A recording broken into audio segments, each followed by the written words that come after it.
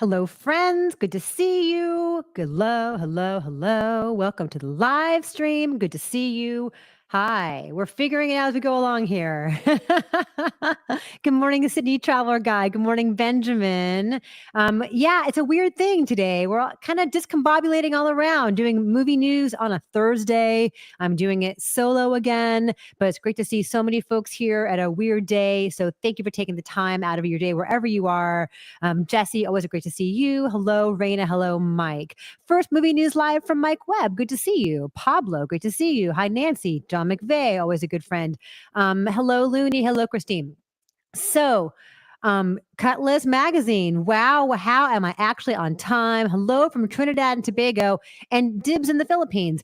I and Doug in upstate New York. I love seeing how many friends are here from all over the world. So I'm always floored. Thank you for taking the time to hang out. I'll just let you guys know what's going on these days. Weird day, weird time. We're all juggling. Alonzo is off recording the audiobook of his new book coming out called Hollywood Pride, which comes out on May 14th. You can pre-order. There's a link in our About page here at the YouTube channel. There's a link in his social media, so go find that. And then it's spring break around here starting next week. So we leave tomorrow to go skiing in Whistler, but want to make sure that we got one more fun, happy time together before I leave town. So we will have things lined up for you in our absence. We would not leave you hanging for a whole week without goodies. So that's all coming. Great to see you. Angel, good to see you. So there's a lot of news. Actually, I'm really, really happy. How funny. Lacusto says, afternoon, Christy just did the Rotten Tomatoes trivia today, and a quote of yours was the second clue. Nice. What was the movie? I'd be curious to know. I'm glad we're doing news today because there's actually a lot of news to talk about, and most of it is stuff that is in development or stuff where a fun trailer just came out. So things to look forward to. Something I am really, really pumped about is the teaser for the new Yorgos Lanthimos movie. It's called Kinds of Kindness. It reunites him once again with Emma Stone. They've worked together many times. She, of course, just won the Best Actress Oscar for Poor Things. Willem Dafoe, also in Poor Things, will be there. Jesse Plemons, Hong Chow, a really interesting cast. Yeah, hey, Benjamin, happy opening day. Go Padres. It is exciting that it is opening day. I know that a lot of folks thought the Dodgers might have a really great season. Our good friend Tim Grierson, who just reviewed Immaculate with me, likes to do baseball picks at the beginning of the season. Opening day, he writes them down. He sends them out as an email. So you got to hold him to it. That's what he's picked as what's going to happen.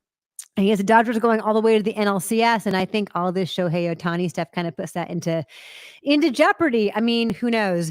Skate Alex wants to know how bad is the new King Kong movie. I just part of the scheduling weirdness. I just recorded a review with Alonzo's husband, Dave White, of Godzilla Kong, The New Empire. That's how you say the name. It's Godzilla Kong. The X is silent. So it's really dumb fun. It's not bad. It's just stupid, but stupid in a good way. Like that's a feature, not a bug. I had a good time. So hello, T-Love Hater. Great to see you here always. Anyway, this new Yorgos Lanthimos movie comes out June 21st. So we'll be all over that. That is the kind of stuff that we know you guys love, the kind of thing we love. We don't know a whole lot about the movie yet. I know it's a triptych, but don't know what it's about. And that is fine with me. I don't really want to know. So we have that. Speaking of Godzilla Kong, it's expected to make $135 million globally in opening weekend. So I can imagine that. It is better than Godzilla versus Kong from 2021. And that also opened, I believe it was streaming and in theaters at the same time because we were still very much in the pandemic. So this should have a bigger weekend than that. Yeah. So that should be a lot of fun. Looking forward to that. And then today we just got a trailer for Jerry Seinfeld's Pop-Tarts movie. It's called Unfrosted, the Pop-Tart Story. And that is like his version of Blackberry or the Flamin' Hot Cheetos movie or Air, but it looks totally silly. It looks really funny and goofy and silly and like kind of a parody of those kinds of corporate origin story movies. It has a fantastic cast. It's like Melissa McCarthy and Amy Schumer and Jim Gaffigan and Jack McBrayer and It just looks really silly. James Marsden, he's always good. I enjoy James Marsden is good at toying with his own pretty boy image. So this should be a lot of fun. So that comes out on Netflix. Let's see, what day is that? May 3rd. So we'll be sure to review that when that comes out. Are you looking forward to that? Let me know. Also, T Love Hater wants to know, has Godzilla ever had a love interest? I don't know. That's a good question. Hey, Doug, after Godzilla -1, this just looks like an instant disappointment. You know, it is doing something very different. It is much more just silly, over the top, monsters beating the crap out of each other. Godzilla -1 was legitimately terrifying and, an Oscar winner. As we now know, it won the Academy Award for Best Visual Effects. So this is trying to just go back to really extreme, over the top, just monsters punching each other and stomping on various world cities and causing mayhem and people scattering around. So, Heather, good question. Wish a writer smarter than me can explain why so many corporate origin story movies. Yeah, there's been a whole bunch lately. Hey, Amber, glad you made it.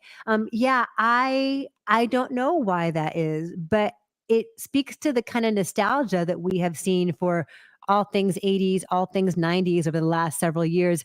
It's why Alonzo and I do our Was a Great or Were You Eight series, because it's so much fun to go back and look at the stuff we loved from that era to see if it still holds up. So maybe this is people who are now in positions of greenlighting films and or making films, greenlighting films, and they're my age, and they want to look back at their childhood and remember it all fondly. Hey, Nancy, good to see you. Godzilla's love interest is Bridezilla. Yes, very good.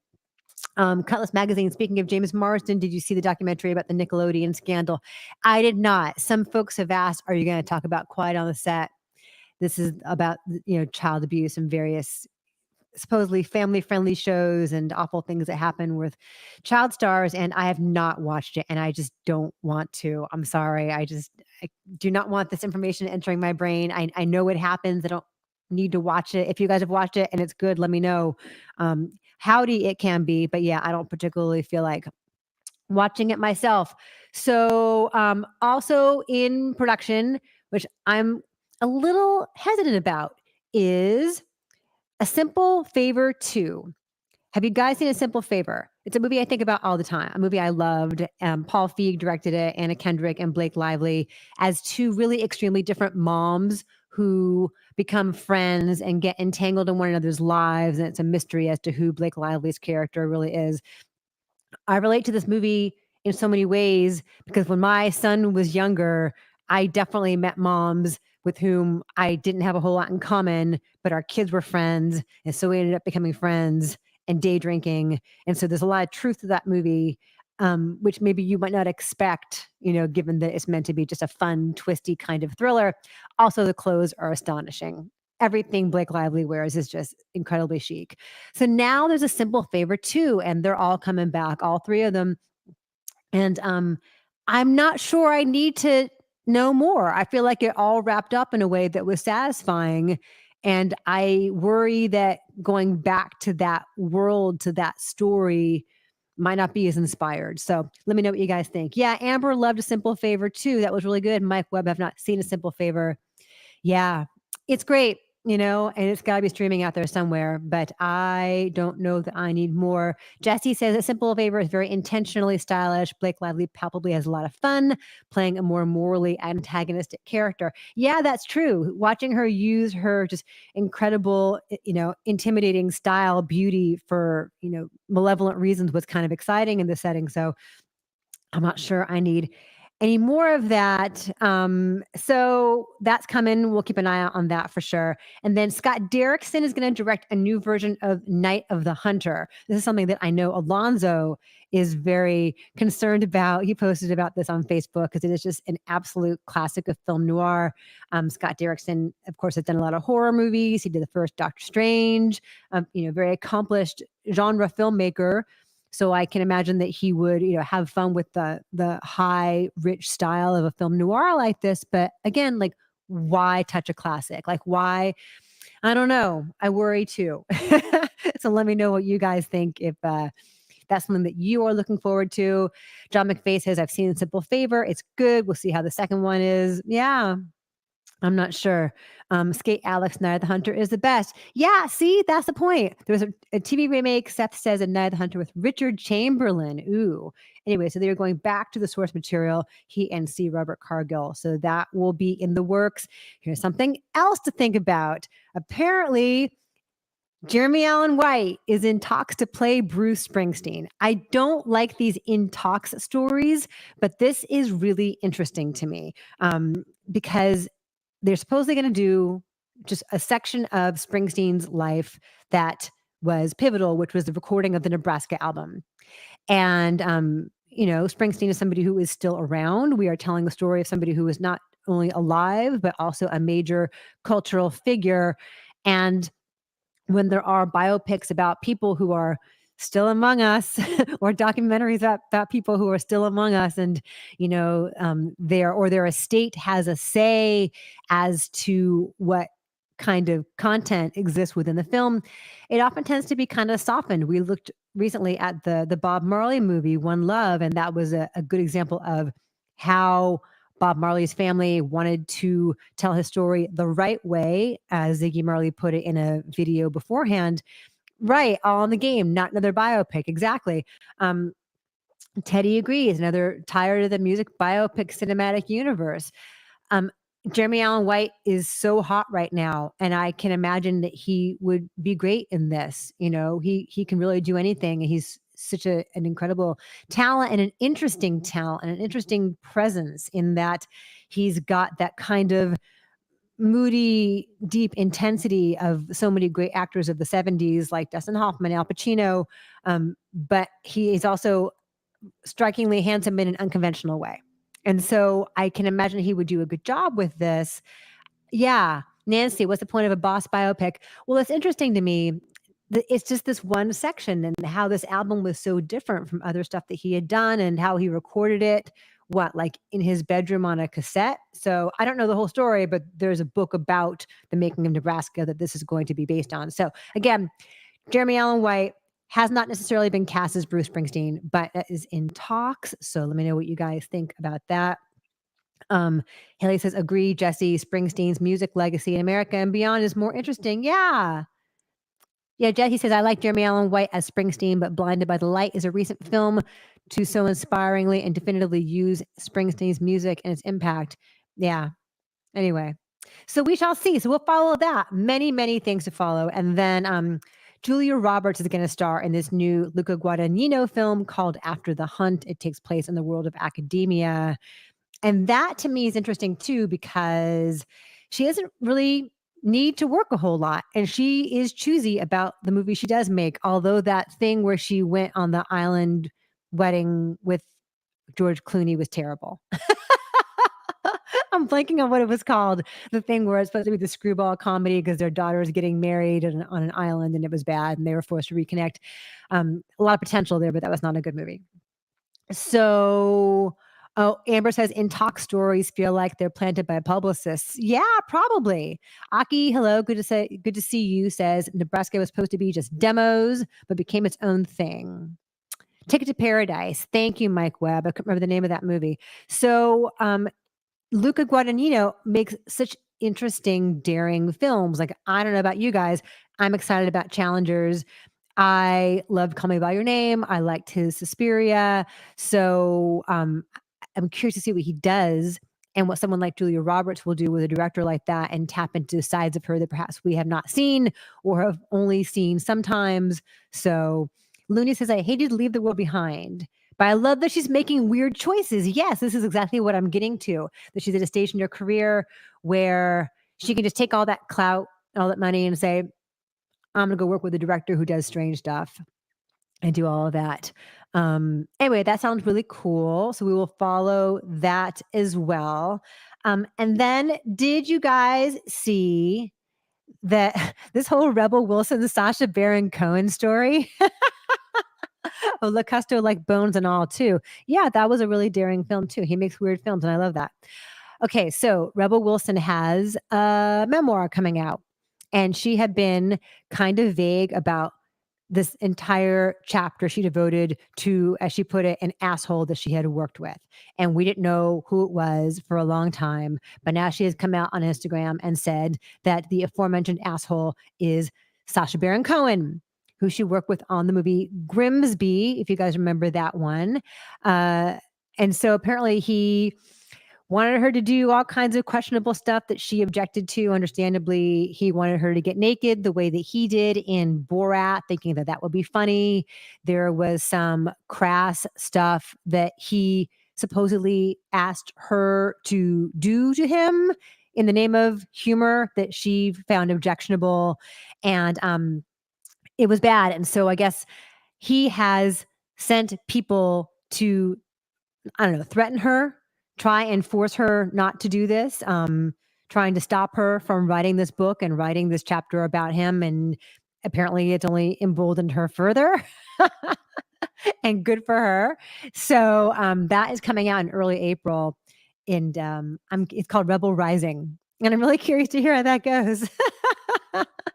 Anyway, I don't have a whole lot more for you. I had a whole bunch of development stuff I wanted to mention to you guys and see what you were excited about. If we have any questions you want to ask me, we can totally do that. I am here for you for all of your question needs. Yes. Barry 13 says, leave the world behind with great, in my opinion. I didn't see that. I heard really mixed things about it. On the Game says he loved Luca's HBO miniseries from a few years ago. So there you go.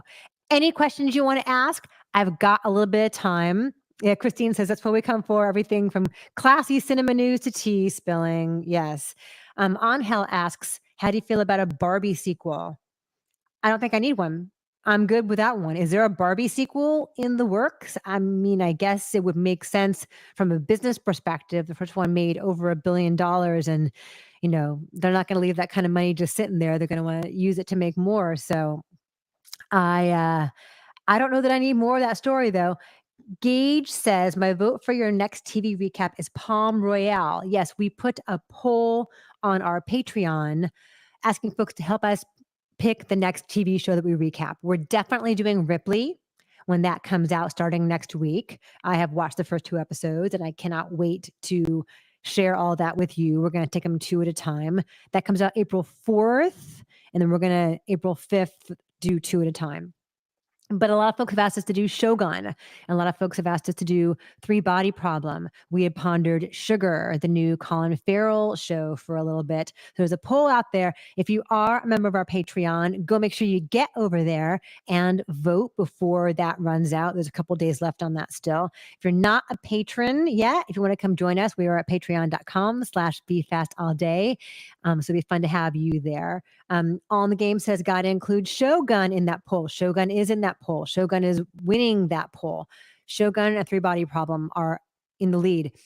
So that's what we're trying to figure out, is what to watch next. I kind of feel like we're a little behind on Shogun, but we can catch up in time for the finale. So there is that. Hi, David Jernigan, wishing you a great spring break. So good to hear from you. Good to see you. David, I hope you have voted in the Patreon poll already.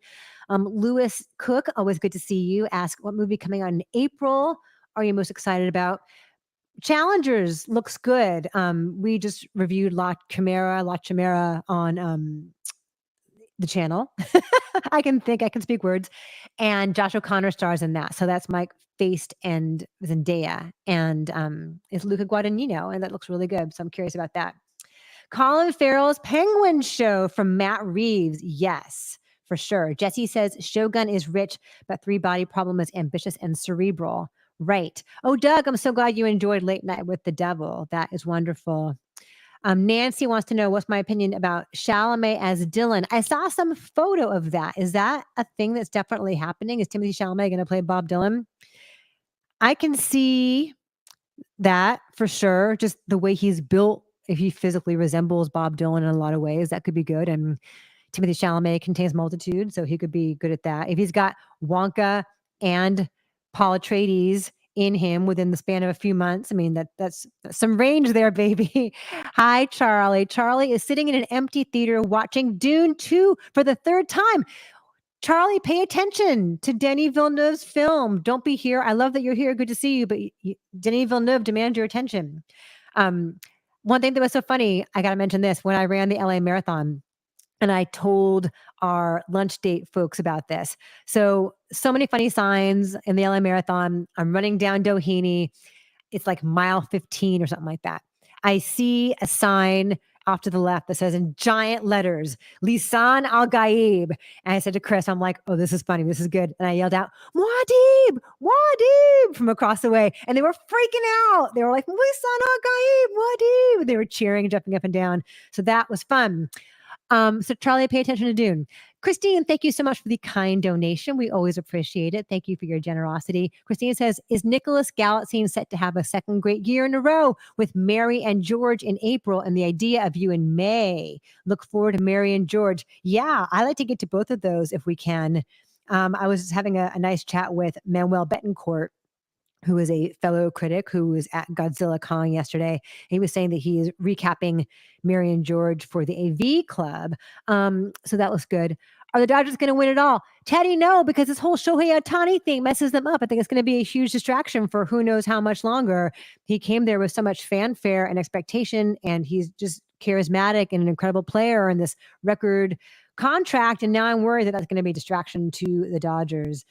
Hey, Christian, any movie that you're dreading this month? Dreading. I don't know. Anything, what is there to dread? I mean, April is not always great, but let me know what there is to dread. Ed wants to know any plans to see/review Wicked Little Letters. Yes, Alonzo and I have seen it, and we're going to review it when I get back from skiing. So that's like the second week in April. I'm gone all next week. So second week in April. Okay. On the game, what time did you run in the marathon? I did it in 4:29:21. That is 22 minutes faster than the first time I did it, which I'm very proud of. Felt really good. I knew what to expect this time, and I may never do another one again, but I'm proud of that time, and I felt really good, and we had a blast the whole time. So thank you for asking. Sarah of Newark says, let's go Red Sox. How are you a Red Sox fan in New Jersey? Film fan Esco, are you going to rewatch Star Wars Episode 1, Phantom Menace, in theaters in May? Not if I can help it. I'd like to not watch that again. John McVeigh says, enjoy your spring break vacation. Bye. Thank you. I appreciate that. Thank you for doing that. It's going to be fun. And yes, I do think Nicholas Galatzine is an interesting actor. He also was really good in Red, White, and Royal Blue. So yes, and he was really good in Bottom as the dumb hunk football player. You're right. So he is an interesting, like somebody who is beautiful but can make fun of himself. And I always enjoy that. It's a great trait, I think. Gabriel wants to know, are you going to Cannes? Have you ever been? I am not, and I have not. Back when I was still with the Associated Press for many years, Dave Germain, who was the main movie writer, would go to Cannes and Venice and Toronto, and I would stay in LA and mind the fort. So I have not ever done that. And now, like, I got a kid and it sounds like a pain in the ass to go to Cannes. So that sounds like fun for whoever is going. Will I be watching Blood and Honey 2? No, because the first one was supposedly terrible. And so I don't feel like inflicting that. That's what I'm dreading in April, Christian, to answer your April question.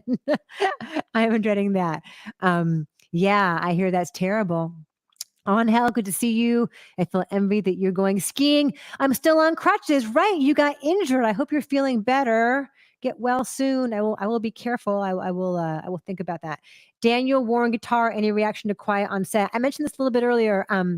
I did not watch it, and I don't really want to watch it. It's just like I don't want that information in my brain. I don't feel like internalizing all of that. I know it's horrible. One of my best friends since junior high school was on a sitcom in the 80s.